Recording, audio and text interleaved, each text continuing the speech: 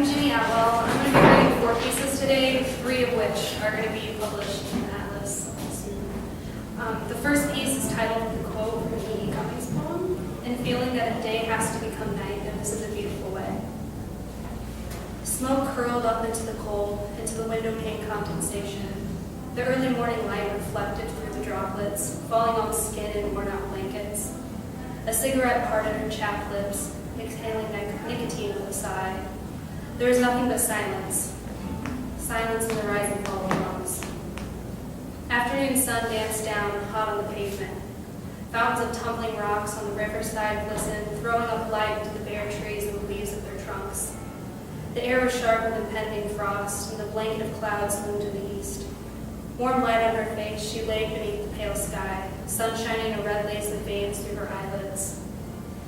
Peering out of the 5th-story window, the November sunset stretched gold across the western horizon, fading outwards into pinks and purples and ups into the stars.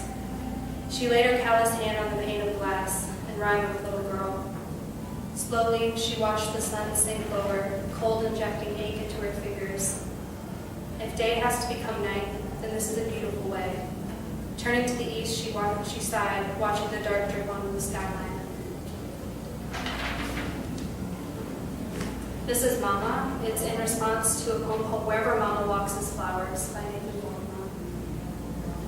I see Mama in the garden, burdened shoulders shaking in the tulips.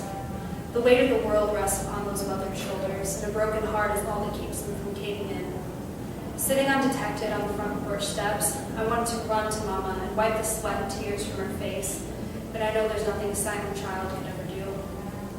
Not so long ago, I remember peeking from under the kitchen chairs at the end of a long summer day. Then it was Daddy who collapsed on the floor, weeping and shaking in his muddy boots and overalls, blood on his hands from the wound of his favorite mare.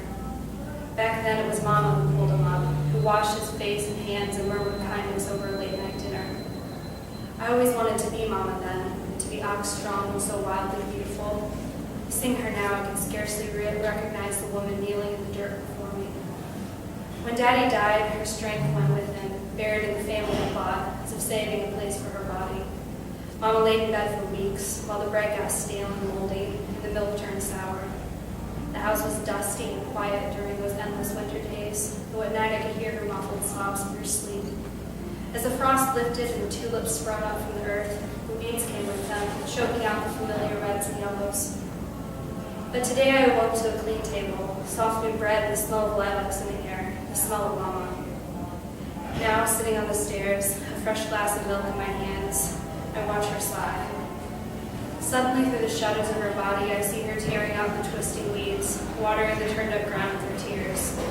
The sun hits her hair like a lackluster halo, and I silently send up a tiny prayer to Daddy. Although Mama seems so thin and dry, she pulls the weeds with a vigor I never knew she had. She rips back the vines like tangled bedclothes in her breaths, and through the morning haze, I can see the tulips blooming brighter than ever. Hymns of Winter. In the quiet winter, soft and white, I kissed your snowy shoulders as we wrote our hymns by lantern light.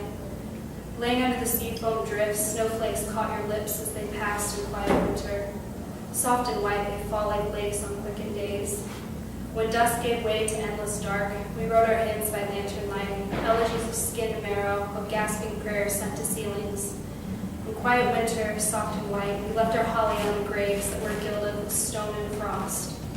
We wrote our hymns by lantern light, songs of worship to blizzard gods, likenesses etched on the windows, while in the quiet winter, soft and white, we wrote our hymns by lantern light.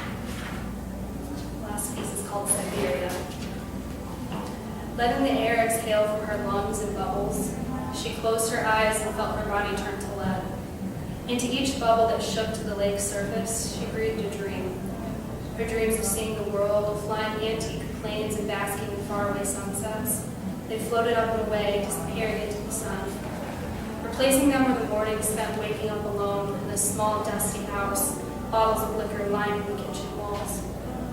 The last of the oxygen was gone from her lungs, leaving disappointment to strangle her throat. This, too, she tried to exhale before letting her body rise up to meet the air, abandoning her childhood hopes in the water.